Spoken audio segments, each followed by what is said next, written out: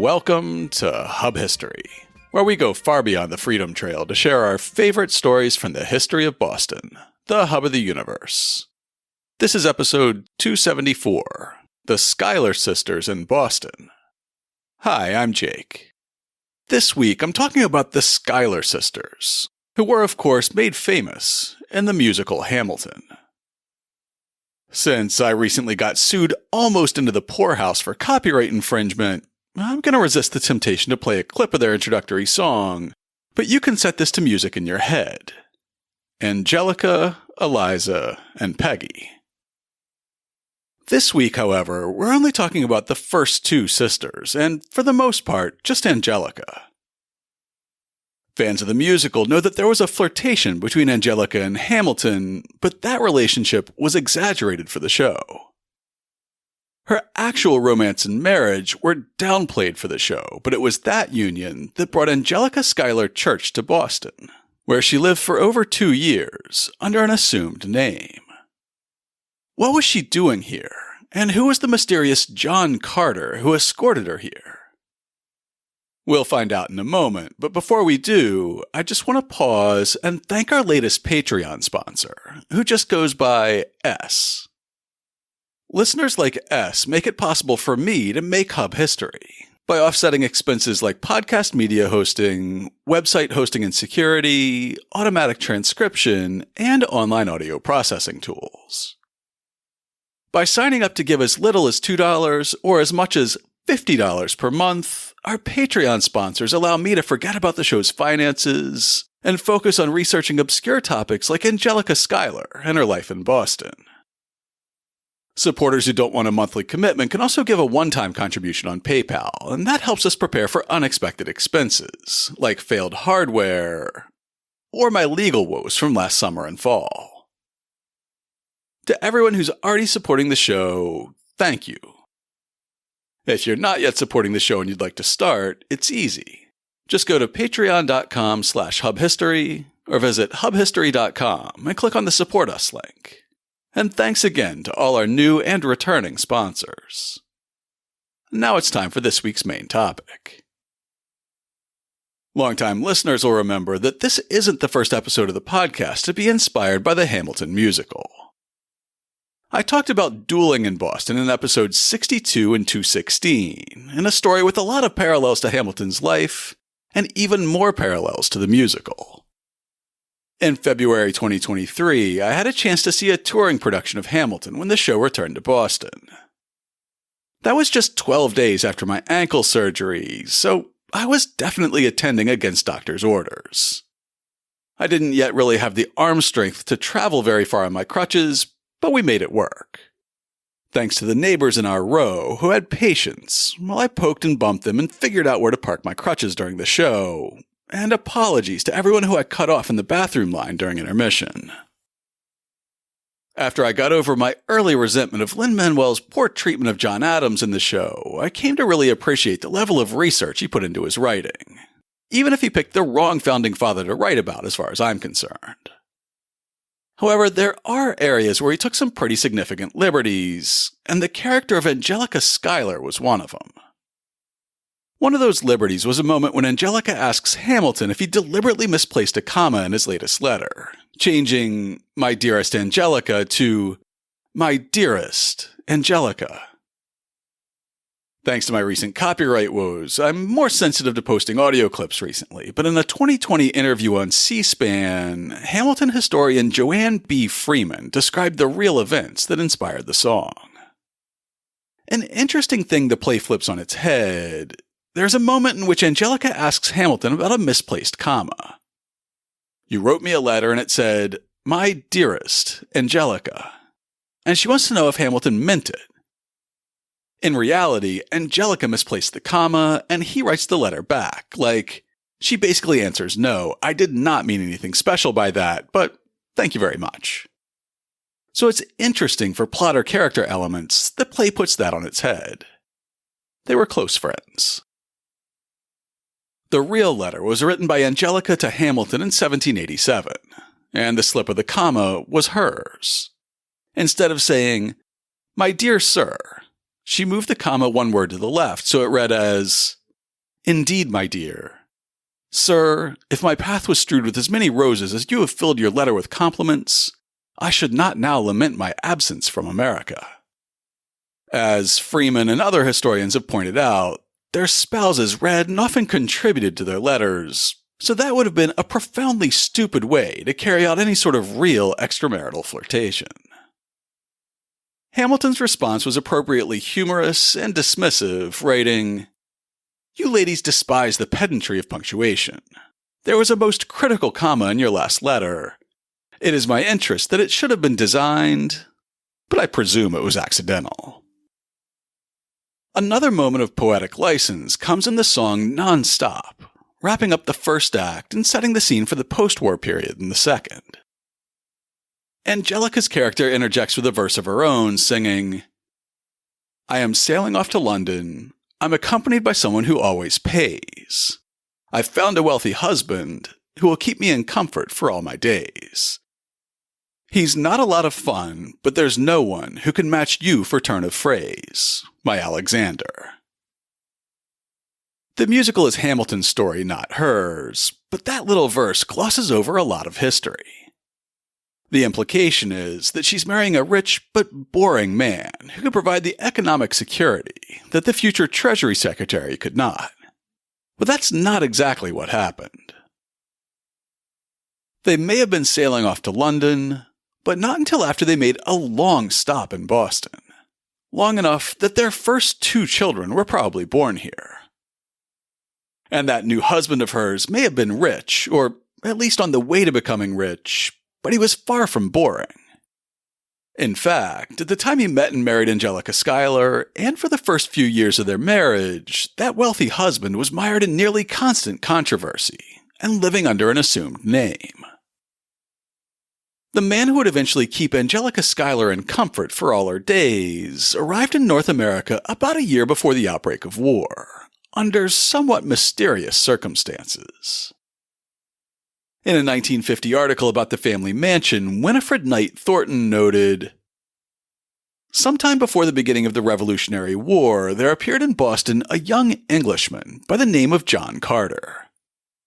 He was a fine-looking youth, well-educated, and evidently a gentleman. His sympathies were with the colonies, and he made friends among the men who resented England's treatment of her American subjects.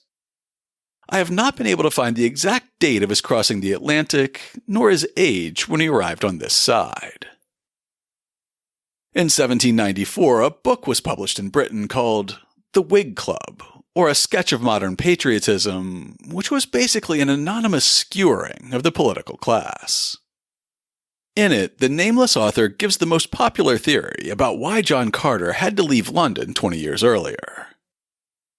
He commenced his career with a small fortune and a considerable share of shrewdness and effrontery. The slow gains of a tradesman were despised by his aspiring genius, and he determined to either rapidly rise into opulence or to reduce himself to bankruptcy. He attained the latter alternative, and after several mornings spent unsuccessfully at the stock exchange, and as many nights passed equally unpropitiously at a coffee house in Fleet Street, he found himself a considerable sum worse than nothing. In this situation, he determined to save government the expense of transporting him to America, and with what little he could scrape together, he embarked for New York, leaving his creditors to lament their credulity. According to a very brief profile of this young rapscallion from the History of Parliament Trust, stock exchange speculation and gambling were responsible for his bankruptcy in August 1774. When he was described as a grocer with premises in Mark Lane. The full truth will never be known, but that isn't the only theory about why Carter had to leave his home. Winifred Thornton's article gives the deadly alternate theory. There are 2 stories as to why he adopted the alias of Carter. One, that he had fought a duel in his own country with a man of rank, and, supposing his opponent killed, fled under an assumed name. Thornton's article also gives a third and less salacious explanation. The other story claimed that he was named for John Barker, who was married to his father's sister. Barker was a wealthy man who had no children and had intimated that his wife's nephew would be his heir. When the young man, friendly to the colonies, decided to go to America, he feared his uncle's disapproval and went under an assumed name, hoping his departure would pass unnoticed. Murder will out, however, and his flight and its reasons were discovered. The man who called himself John Carter may have landed in Boston in late 1774, but he didn't stay here very long. Our anonymous sketch of modern patriotism explains how easy it could be for someone who was outspoken enough in talking trash about the king and Parliament to ingratiate himself with the innermost circles of the patriot cause. In this case, that innermost circle also included Angelica Schuyler's father. He arrived in the colonies at the moment when the impolitic measures of Lord North had kindled a flame which the best blood of Britain was so lavish to extinguish. To a desperate man, any revolution must be advantageous. A fluent tongue and an unblushing countenance served him in the place of more extensive talents. He was not cautious in aspersing that mother country from which he deemed himself forever exiled. The boldness of his language introduced him to the acquaintance and the table of General Schuyler. General Philip Schuyler was just the man for a young immigrant to ingratiate himself with. Schuyler came from old money in upstate New York, and by the summer of 1776 he was in charge of the Northern Department of the fledgling Continental Army. About a month after Schuyler was appointed to that position, John Carter was appointed to an important office in his orbit. Congress took a break from debating the Articles of Confederation and chose him as essentially an auditor, a role for which his only evident qualifications were strong opinions about the patriot cause, a loud mouth, and a passable understanding of general accounting practices. The Journal of the Second Continental Congress recorded on July 26, 1776, Congress proceeded to the election of 3 commissioners to liquidate and settle the accounts in the Northern Department. And the ballots being taken, Mr. James Milligan, Mr. John Carter, and Mr. John Wells were elected. Since Carter was essentially auditing Schuyler's books, the 2 men had to work closely together. That had the side benefit of putting him in close contact with the general's eldest daughter, Angelica. At the time, she was 20 years old and he was about 28. Over the course of the next 11 months, the 2 kids got closer and closer, right under the general's nose, until finally on July 3, 1777, Philip Schuyler wrote to an acquaintance, "Carter and my eldest daughter ran off and married on the 23rd instant. Unacquainted with his family, his connections, and situation in life, the match was exceedingly disagreeable to me, and I had signified it to him." Interestingly, the word instant usually meant the same month, so the use here may refer to them marrying on June 23rd, or, as J.L. Bell pointed out in a 2017 article, the letter may have simply been misdated. Schuyler continues, "But as there is no undoing this Gordian knot, I took what I hope you will think the prudent part. I frowned, I made them humble themselves, forgave, and called them home." After eloping, the Carters spent some time with Angelica's mother's side of the family, the Van Rensselaers. Then they returned to the Schuyler home in Albany after Philip relented. After just a few months, however, the newlyweds were ready to move on again, this time to further ports. John Carter had a line on a get-rich-quick scheme, and so he resigned from his position as an auditor. His letter of resignation is lost to history, but the acceptance of it remains in the Journal of the Second Continental Congress, in an entry dated September 15, 1777. A letter of the 8th from John Carter, one of the commissioners for auditing accounts in the Northern Department, requesting, as important business requires his immediate presence in Boston, that another commissioner may be appointed in his room. Also, a petition from Robert White, Deputy Commissary General of Issues, requesting, as upon trial he finds it impossible for him to do the duties of the office, that he may have leave to resign his commission, were read. Whereupon, resolved, that, for the reasons assigned, Mr. Carter and Mr. White have leave to resign their commissions. The Carter family arrived in Boston in the autumn of 1777. According to Tilar Mazzeo's biography of her, Eliza Schuyler, soon to be Hamilton, joined the Carters in Boston by December 1777, helping her older sister through her first pregnancy. In the book, she gives this description of the domestic life of the Schuyler sisters in Boston. John dressed in the latest styles, sparing no expense on his embroidered waistcoats and neckstocks, and he wanted to be surrounded by opulence at home also. Angelica's dinner menus, the sisters quickly learned, were not up to her husband's exacting standards. "I entreat you to purchase for Mrs. Carter," John requested of an agent, "one or two of the best cookery books, as she is a young housekeeper and wants to gain experience." Not that Angelica or Eliza did a great deal of the actual cooking. John and Angelica owned at least one slave, a young African man named Ben, and they almost certainly owned at least one or two female domestics. Angelica, however, was responsible for managing the housekeeping budget and directing the menu, and in wartime Boston, procuring food and supplies was a constant struggle. Budgets were never Angelica's strong point. Eliza wrote down the figures for her sister in careful columns and tried to make sense of Angelica's impulsive orders to tradesmen. Famous painter and former Washington aide John Trumbull was about Angelica's own age, and he had also just resigned from a continental commission. In his autobiography, he describes how he rekindled a friendship that he had first struck up in Albany. In May 1777, immediately after my resignation, my military accounts were audited and settled at Albany by the proper accounting officer John Carter. This gentleman, who, soon after, married Angelica, the eldest daughter of General Schuyler, resided in 1778 and 1779 in Boston, where I was studying, and the acquaintance which commenced at Albany was continued.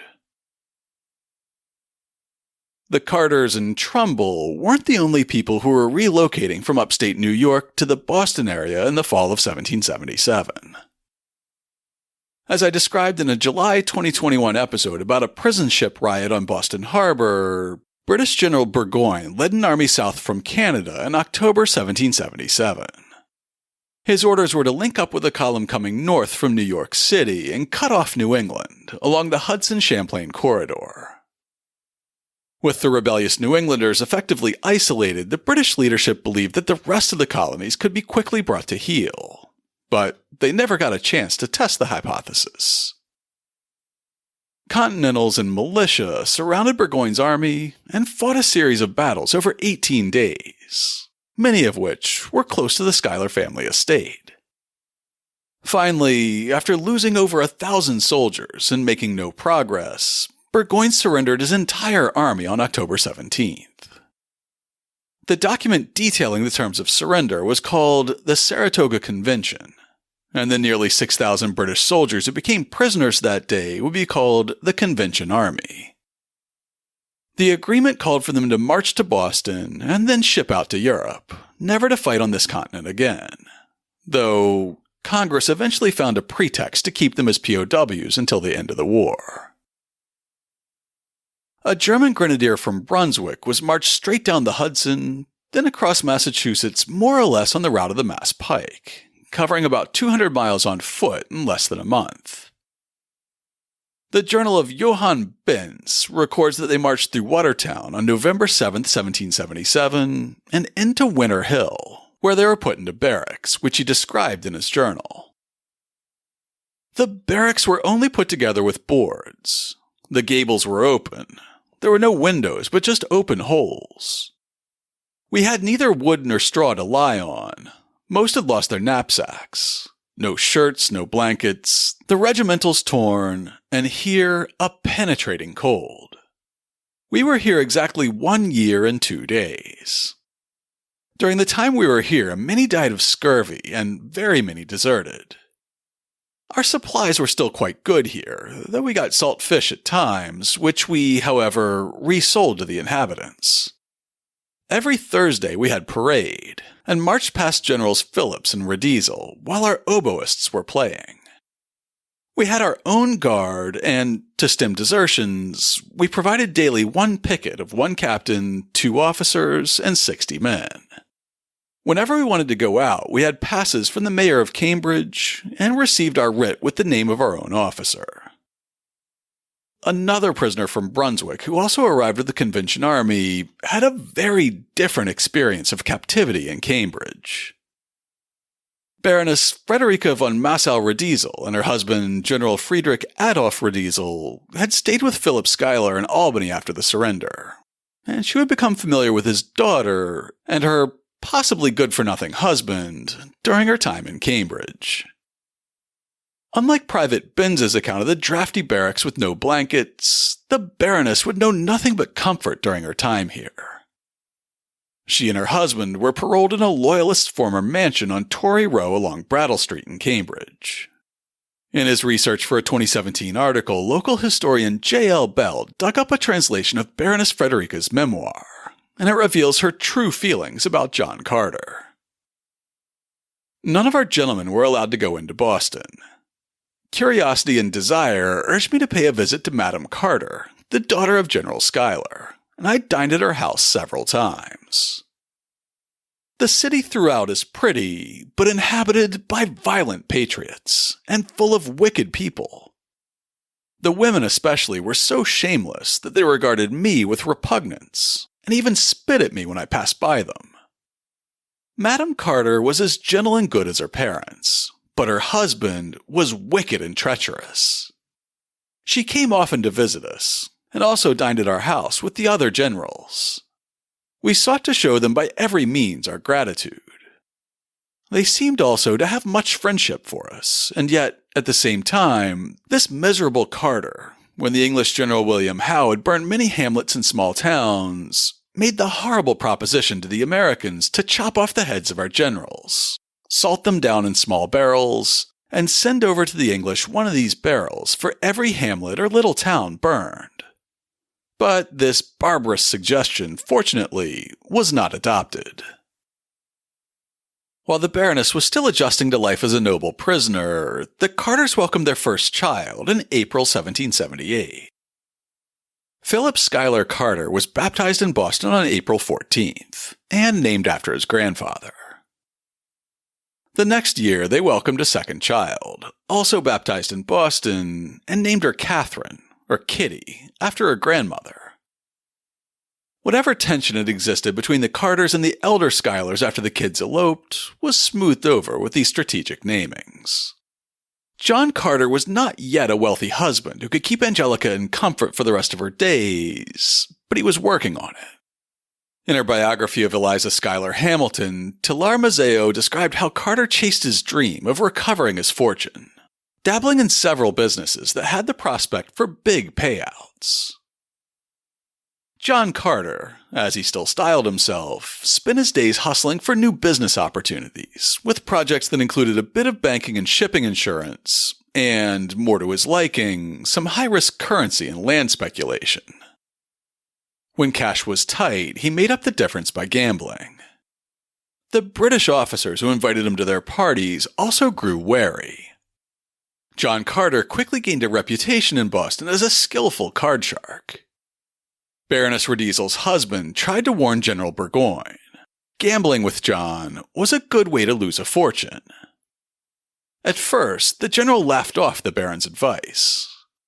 Later, chagrined, Burgoyne confessed, "I did not understand you and what you mentioned in your note about Carter, but General Anstruther, who has just now come in to dinner, tells me of Carter's gambling. I was not of the party, nor out of my house all day yesterday, which was lucky, for I hear the little man carried off money in all his pockets." It's not clear to me whether John Carter was a great gambler or simply a cheat, but he seemed to be able to turn to cards whenever his other business ventures were lagging. Finally, after about 2 years in Boston, Carter struck on the business model that would finally allow him to realize a vision of newfound wealth. Instead of auditing the books of the Continental Army as they requisitioned food, munitions, and other supplies, he'd sell them the supplies himself. This was the line of business that would eventually lead the family out of Boston and back to Britain, but not before Carter annoyed a certain Baroness one more time. In her memoir, she describes the 40th birthday party she threw for King George III in revolutionary Cambridge. On the 3rd of June, 1778, I gave a ball and a supper in celebration of the birthday of my husband. I had invited to it all the generals and officers. The Carters also were there. We danced considerably, and our cook prepared us a magnificent supper. As the birthday of the King of England came upon the following day, which was the 4th, it was resolved that we would not separate until his health had been drank, which was done with the most hearty attachment to his person and interests. Never, I believe, has God Save the King been sung with more enthusiasm or more genuine goodwill. All eyes were full of tears, and it seemed as if everyone present was proud to have the spirit to venture to do this in the midst of our enemies. Even the Carters could not shut their hearts against us. She also pointed out that having seen so many Brits go into a single home and start toasting the king's health, the neighbors surrounded the house in case what they were witnessing was a mutiny. It must have been nice to be a member of the noble officer class and not an enlisted soldier shivering in a drafty old barracks. Speaking of the wealthy officer class, Angelica's father would face a court-martial in the fall of 1778.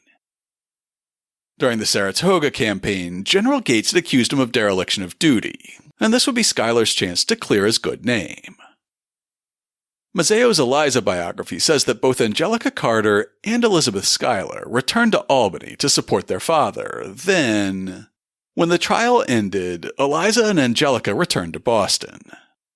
Days passed as the sisters managed a wartime household, rocking baby Philip to sleep and haggling with merchants.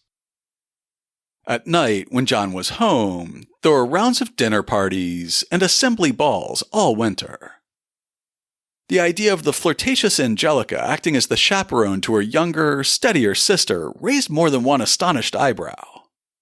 Angelica was known especially for her risque fashion choices, and people tutted that it was the young Mrs. Carter who needed a chaperone. A French fleet arrived in New England in the summer of 1778 to try to dislodge the British from Newport, Rhode Island, and John Carter quickly realized that they too would need supplies. After the British finally abandoned the city, the Carters anticipated that the French would soon take over the use of the port. Mazzeo says that the family moved to Newport in the autumn of 1779, but without Eliza.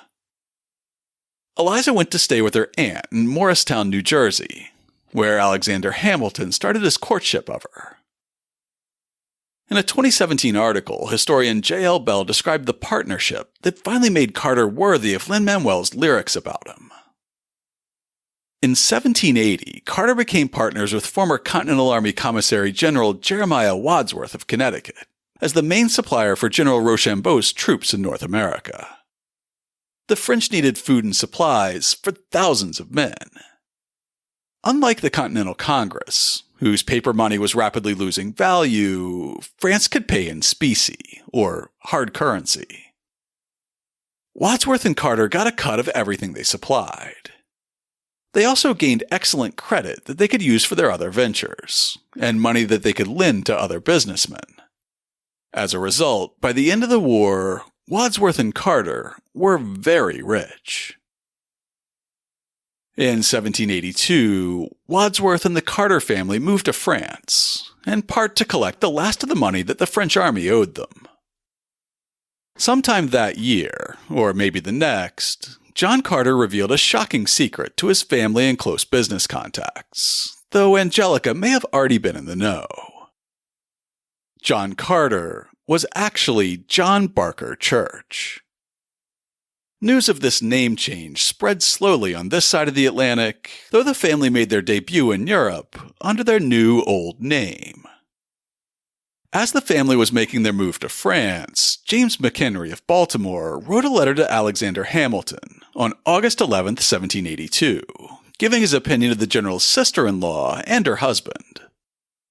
Mr. Carter is the mere man of business, and I am informed has riches enough, with common management, to make the longest life very comfortable. Mrs. Carter is a fine woman. She charms in all companies. No one has seen her of either sex who has not been pleased with her, and she pleases everyone chiefly by means of those qualities which made you the husband of her sister. Now that they could finally live in comfort for all their days, the Church family did finally sail off to London, but not until 1785. After leaving the brand new United States in 1783, the family spent a couple of years in Paris, then moved back to John's ancestral home. During their brief sojourn in France, the Churches ran into the diplomatic Adams family, and in a letter to her niece Elizabeth Cranch on December 3, 1784, Abigail Adams was a bit acerbic about meeting the family that she had known in Boston as the Carters. Mr. and Mrs. Church are here too, alias Carter. Mrs. Church is a delicate little woman. As to him, his character is enough known in America. Whether the incident that drove John Church to change his name and flee to America was a duel, a disownment, or a simple bankruptcy, it was nothing that his newfound wealth couldn't patch over. The 1794 book about the Whig Club made a lot of hay out of Church and his fortune of £90,000 sterling. The long-wished moment at length arrived. The strength of Great Britain was exhausted in the long struggle, and her rebellious sons triumphed over a parent who had too tenderly cherished them. A general amnesty was passed, and all offences, by the policy or clemency of the British government, were buried in oblivion. Mr. Church seized the advantage of it. He applied himself assiduously to reduce to order his various concerns, and within a few months after the definitive treaty was signed, he embarked for England with a fortune of £90,000. He landed in his native country with views and sentiments far different from those with which he quitted it. He was careful to shun those who had known him as the humble tradesman and indigent bankrupt. With a disgraceful reluctance, he parted with a small portion of his immense wealth, scantily to reimburse a few hundreds that he had borrowed before his departure, and to satisfy some claims at play which he had left unpaid. But the bulk of his creditors had signed his certificate and could make no legal demand, and the honor of a gamester is superior to every transaction but what regards the gaming table. It's not easy to figure out how to calculate inflation over hundreds of years, but that £90,000 fortune was pretty significant. Right about the same time that the Church family was getting settled back into England under their real name, John Quincy Adams paid a visit to John Carter's old business partner during a visit to Hartford, writing in his diary on August 25, 1785, "I was much fatigued when I arrived and took a nap. After which, I went and visited Colonel Wadsworth, who arrived in town last evening. We went and drank tea with Colonel Wadsworth, who lives in a very elegant manner. He made a very large fortune by being agent for the French army with Mr. Carter, or rather, Church." Meanwhile, the Church family was encountering more old American friends on the other side of the pond. Painter John Trumbull's autobiography reveals how he rekindled his friendship with the former John Carter in Britain, and how the financier put his fortune to work for the painter. In London, 1784, my acquaintance with this gentleman was renewed under the name of John Barker Church. Carter had been but a nom de guerre, where he lived in great elegance. And although I was now but a poor student of painting, and he rich, honored, and associated with the great, Mr. Church continued to treat me on the footing of equality, and I frequently dined at his table with distinguished men. Church offered Trumbull a generous line of credit in 1786 that really helped keep the artist afloat in Europe, and which was eventually paid back in 1797.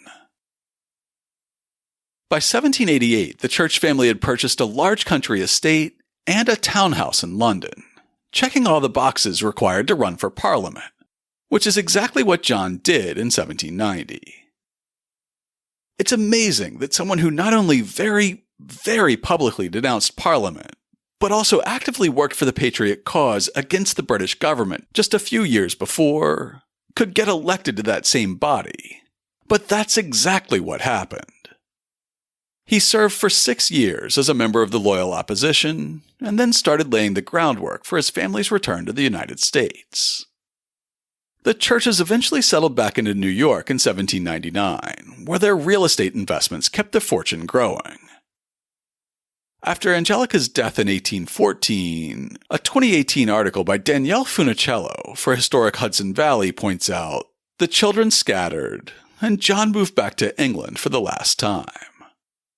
Her article notes, the children, no strangers to travel, fanned out. Philip founded a town named Angelica after his mother in western New York and remained there until his death. John Barker Jr. spent a good deal of his time in the Hudson River Valley before moving back to Paris for the last 30 years of his life. Elizabeth married Rudolph Bunner and lived out her life in Oswego. Catherine Church, young Kitty, who was baptized and probably born in Boston, did eventually move back here. She married Bertrand Kruger in time for their first son, Eugene, to be born in Boston in 1803. To learn more about how the Schuyler sisters spent their years in Boston, check out this week's show notes at hubhistory.com/274. I'll have links to all the primary sources I cited this week, including letters and diaries from Alexander Hamilton, Philip Schuyler, John Trumbull, Abigail Adams, John Quincy Adams, and the Continental Congress itself. I'll also link to articles by J.L. Bell, Winifred Thornton, and Danielle Funicello, as well as Talar Mazzeo's biography of Elizabeth Schuyler, and that scurrilous 1794 book of political profiles by the anonymous author.